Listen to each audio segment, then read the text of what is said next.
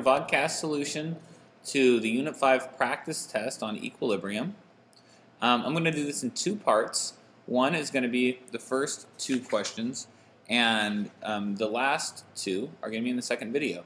So this first problem is a gas equilibrium problem, and it relates the gas equilibrium constants Kp, and actually that should say Kc. Apologize about that. So before I even start reading any of this, I'm going to do my ice table, and I'm going to write the Kc expression. So Kc is going to be equal to products, in this case, I over reactants, in this case, simply I2, and we're going to raise this to the second power. Both count because they are both gases. I'm going to do my ice table now. In the ice table, I have this reaction happening, ICE. I'm going to have some amount of this. This is going to be 0, minus x plus 2x, question mark minus x equals equilibrium for I2, and 2x equals equilibrium for I. Now, when I look at this problem, it is not a Ka and a Kb problem. So this change here is going to count. This equilibrium value is going to be question mark minus x, and you'll see the difference when we do a Ka problem later. So they're asking us to first calculate the value for Kc, and in order to do that, we have to know the equilibrium of I2, and we have to know the equilibrium concentration for I. And in order to doing that, we have to solve for x. So, and we need question mark. So let's go through here and see what we have. At high temperatures, diatomic iodine decomposes into I via the reaction above. In a typical experiment at 1000 Kelvin, 2.74% of I2 decomposes at equilibrium when 0.00305 moles of I2 are initially placed in a 0.25 liter flask. So this value, this is going to give us question mark because of this word initial. Okay. And this value here, this 2.74% decomposes, that's going to give us the change. That's how much changes. Okay. So let's get the question mark first. We're going to take the 0.00305 moles, and we're going to divide that by the 2.50 liters in order to get the value that can go into the ice table, which needs to be in units of molarity.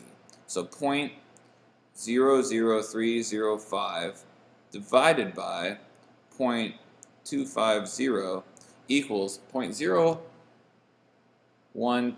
molar. Okay? So this is 0.012, and this now is 0.012. So if we get x, we are home free. And getting x is very simple. They say that 2.74% of this decomposes when the initial 0.012 molar solution is placed in the flask. So x equals 0.012 multiplied by 0.0274, which is the same thing as 2.74%. So I'm going to multiply that by 0.0274, and I'm going to get 0.00033. Okay? That is going to be equal to x. That's how much it changes. So this value here, so this is 0.00033, and this is 0.00033. So that times 2 is this. So this is 0.00067, and this is 0.012 minus that. So 0.012 minus x equals 0.0116, 0.0117 actually. So now I'm going to take both of those and I'm going to plug those back into the Kc expression, and I is going to be 0.0067 squared, and I2 is going to be 0.0117, And I'm going to do that all out, and I'm going to get my answer there, which is 3.66 times 10 to the minus 7th. They want to determine the value of delta G. Well, we're on an equilibrium problem, so in equilibrium, we're going to use that equation.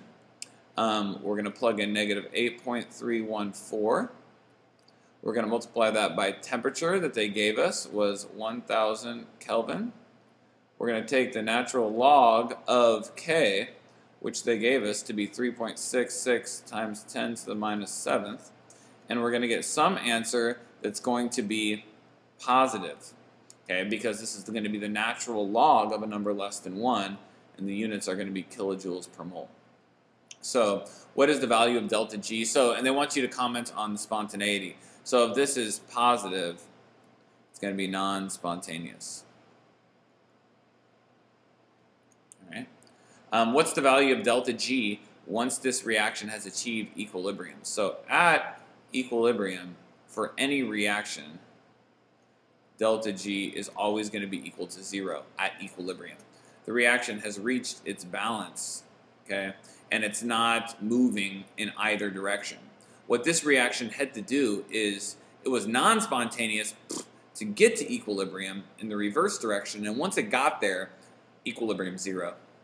So this is not something I've taught you before, but I want you to make a note of that. At equilibrium, delta G is 0.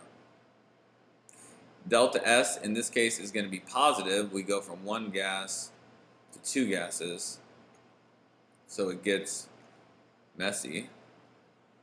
And you can see that when you look up here, you go from one gas to two gases. Injecting I2, so increasing I2 is going to shift it to the right. Going to shift right. Increasing pressure. Increasing pressure is the same thing as decreasing volume, so it's going to shift left, which is the side with fewer gas moles. Okay, so if you increase the pressure, it's going to shift to the side with fewer gas moles, which is the left side. If you decrease pressure, it's going to shift to the side with more gas moles. Increasing pressure is the same thing as decreasing volume. Think about your PTV stick. Increasing pressure, decreasing volume. Adding a catalyst would increase rate by lowering the energy of activation. They want you to now calculate Kp. So we have Kc, and there's an equation on your equation sheet that relates the two.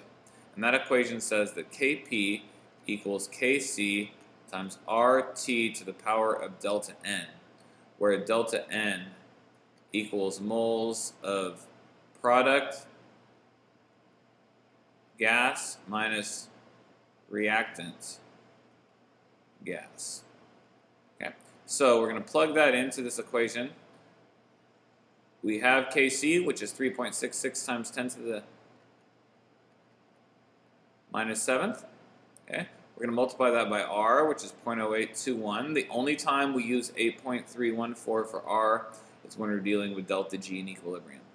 But since we're converting to something that has pressure involved, we're going to use the pressure R times T, which is 1,000 Kelvin, raised to the power of delta N. So moles of product gas. There are 2 moles of product gas, 1 mole of reactant gas. So this is going to be to 2 minus 1. So you guys can do all of that workout. This is going to be to the first power multiplied by that. I'm not sure what the answer is going to be, but it's not going to have a unit on it. So you're going to take 0.0821 multiplied by 1,000 and to the first power, and then you're going to multiply that all by Kc. So let me go over this problem one more time because I'm actually going to stop the video here and continue. It's a gas equilibrium problem. The first thing you want to do is write out your K expression. Next thing you want to do is set up your ice table. In a Kc and Kp problem, the change actually counts.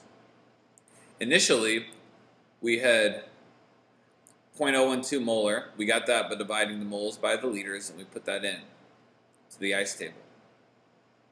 They said that 2.74% of it decomposed. So we took 2.74% of our initial concentration and found that 0.003 decomposed. That's going to be equal to the amount lost. That's X.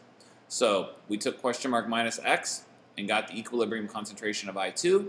We multiplied 2 by X because of the coefficient 2 and got the equilibrium concentration of I. We then plug that back into KC to get the KC expression. From here on out,